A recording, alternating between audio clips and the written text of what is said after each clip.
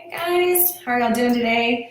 I wanted to hop on today and talk to you guys a little bit about something called body autonomy. And this is a fairly new concept to me. Um, it's something that I've seen other people talk about and kind of went, oh yeah, like that makes a lot of sense. And so it really ties into pregnancy and postpartum because it's the concept, first of all, body autonomy is the concept that my body is my own. And while that may seem obvious to most people, you may not even be aware of how many, stereotypes and pervasive ideas are out there in society that make us feel like our bodies do not belong to us, and like our bodies belong to the world. And this is something I've talked a little bit about in my program, Strength in Mothers. It's thundering. It's thundering and lightning outside. Sorry if you guys can hear that, but that frightened me a little bit. Okay, so body autonomy is just the concept that my body is my own. And, maybe you've just never stopped to think about all the pervasive ways that we've been conditioned to believe that our bodies belong to the public, that they're public domain. The most common things that I hear from my clients and from the women I speak to every day are, comments about your body. Especially postpartum and during pregnancy. People just feel like they have the right to come up to you and say, they feel like they have the right to come up to you and say things like, oh, well, you must be having a girl because you're carrying everything in your behind. Like, there's just some crazy things that I've heard people say, or had people say to them. And I had some crazy things said to me as well when I was pregnant and after I had the baby too. People say, well, it must be really hard for you to lose weight when you're breastfeeding, or,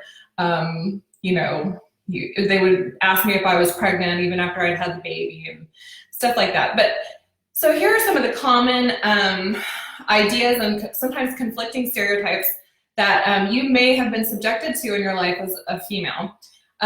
First of all, this is one that we see a lot in the fitness industry. Women shouldn't look like men. Like, we shouldn't have big muscles or, look like a male at all. We should be feminine. We shouldn't take up space. Think about that one for a minute. Women should have curves, or women should be thin. Those conflict, but we hear those conflicting stereotypes all the time. Women should be toned, but not too muscular. That ties back in with that first one, that women shouldn't look like men. You may have heard that one before. And you may have had these opinions at some time in your life, and that's okay, but you want to examine where they came from. Women should wear makeup, but not too much makeup, and never at the gym. That's my favorite one. Like, women get looked down on all the time if they dare to wear makeup while they're working out. And some women may get looked down upon for not wearing makeup when they work out. Women are selfish for taking time away from their children for self-care. We have that stereotype to deal with. And then also, conflicting directly with that, women should bounce back after pregnancy. So we're selfish if we take that time, but also we should just bounce right back. And no work should be involved there, right? Okay, so women's pregnant bodies are up for constant commentary. I wrote an article just a few weeks back about, basically, don't comment on my pregnant body or my postpartum body, because, and I had asked in my Facebook group for pregnancy, what have people said to you when you were pregnant? And I was shocked, and I've heard a lot. I've been pregnant 4 times, and I have heard a lot of crazy things. But I was shocked at some of the responses that people were getting to their pregnant bodies. People were asking, the most common thing I heard was, you're really round because you must be having a boy, or you look pregnant in your nose. Like, that was the craziest thing. Who says these things? But we're subjected to those kind of comments all the time. You would deserve to wear a swimsuit or shorts or tank tops, or you don't. So, all the time there's this pervasive idea in society that you have to earn the bikini. You're going to do a bikini workout. You've got to get bikini ready. I love the meme that's going around that says, here's how to get a bikini body. Put a bikini on your body. That's like truly how it is. Like, why does anyone care what you're doing with your body? And then we should hide our bodies or we should flaunt them. And sometimes both and sometimes neither. Our stretch marks should be covered. I did an Instagram post yesterday where I posted my stretch marks and talked about that a little bit. Our bodies and our worth are judged on whether or not we are found to be attractive to other people. So you may have heard a common insult is like, I wouldn't do her. And a compliment is, I would do her. That's supposed to be, you know, a compliment or an insult to a woman is whether or not somebody would sleep with you. And that's just crazy. As if our worth was only valued at how pleasurable we are to another person. And while I can tell you to love your body and practice body positivity until my face turns blue, that is going to be completely pointless if you've never examined where the negative self-talk is growing its roots. And that's probably where it stems from. Chances are these societal stereotypes have been conditioned into you as you've grown up through TV, movies, you know, just watching your favorite shows, just talking to other women, being in school. These stereotypes are pounded into our brains so much that we don't even realize. We've never stopped to really examine where these ideas come from. And so we have this idea of what we're supposed to be. And if we don't live up to that, we start the negative self-talk. So sometimes stopping the negative self-talk, and I get asked about how to do that all the time, the first step to that is to just really examine where our ideas about what we should be are coming from. And if it's not coming directly from us and our own personal likes and dislikes, then, you know, that's something to examine and really think about. Your true power starts the day that you decide that you are going to figure out exactly what it is that you want from your body based on your own likes, your own preferences, and happiness rather than what's expected of you. And that concept is what we know as body autonomy. So how do you figure out what you want and not what the world wants from you? How do you separate those two ideas? This is an exercise that I follow myself, and I do it quite often just to kind of check in with myself and make sure that I'm doing things that make me happy, that I'm in alignment. And that's to ask the question, if I were the only person in the world and my objective was enjoyment, fulfillment, and health, what would I choose? What would I choose for myself? And you can think about that scenario in lots of different ways. You can think of it as being on like a desert island and you were only there with your family. You could think about just if you didn't have to worry about what other people thought of you, what would that look like? For me, you know, and this is strictly what I've come up with for myself, but just to give you an example, this means I wouldn't be putting myself on any kind of a strict diet to lean out, and I wouldn't be counting any calories because I hate counting calories. I'd still be eating healthy food the majority of the time because I want to be healthy.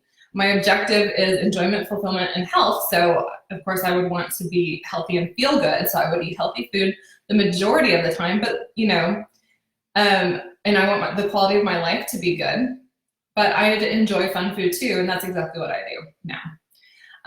I'd still be strength training because I love to strength train. I love the feeling of being strong.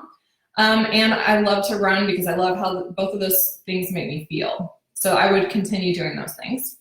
And then whatever my body looked like as a result of those habits would be fine with me. And that's how I'm living my life right now. I'm not the leanest that I could be. I've been leaner. I've been a very low % body fat before, but I was also miserable getting there because it was, you know, first of all, something I was doing to be accepted. And second of all, I had to be very, very restrictive, and that was not okay with me. Like it did not sit well with me. And there are people out there who have very healthy, strict diets and are completely okay with that and mentally can handle it. And, you know, like Tom Brady comes to mind. And that's okay. Like if whatever it is that you are okay with, then that's the point of body autonomy. If it makes you happy and you want to get super lean and see what your body looks like at that level, and you can do it and stay balanced, then the whole point of this is that that's what you should do. And this is what I would do. And then, you know, sometimes I wear makeup because I do enjoy the artistry of it, but those occasions would be rare because I really don't love to wear makeup. And I would wear a two-piece or a bikini to the ocean or to the pool, because even though my stomach has lots of stretch marks, which you guys can see on Instagram, and loose skin from pregnancy, because I hate how it feels to be in the water and have fabric clinging to me. That's like, ugh, I don't like that feeling. I'm working on that. I still cover myself up when I go to the swimming pool, but there have been occasions in the past where I've worn a two-piece anyways. But that's something that I would definitely do. I wear the most comfortable clothes and dress up for fun. And, you know, there's going to be some choices that you can't necessarily make. You know, in a perfect world, we would all wear sweats, I guess, to work, but you can't necessarily do that at certain work environments because it would affect your career negatively, and I get that. But the point is to bring these things into alignment as much as you possibly can. What you like, what you enjoy, what your own preferences are based on, you know, just you and your desires, and not outside pressures of what the world wants us to be.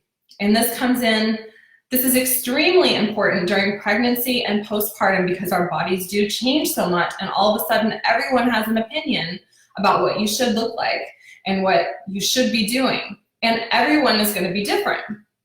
So what does it look like to achieve body autonomy? It's going to look different for every single person. And the point is that that person is going to be making their own choices and based on what they like. And so it's always going to be different.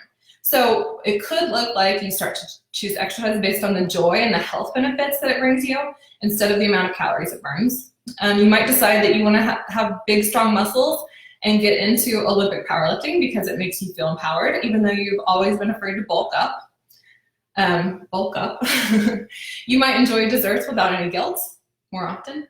You might eat more healthy food just because it feels good. You might choose to leisure walk for your first year postpartum because the feeling excites you, or at any time in your life.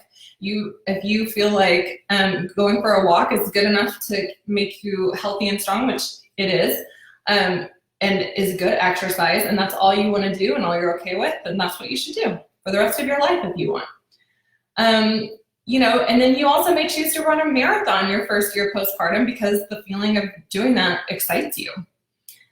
And so it also could mean you're wearing lots of makeup, or you wear no makeup at all. You're wearing clothes based on what you like.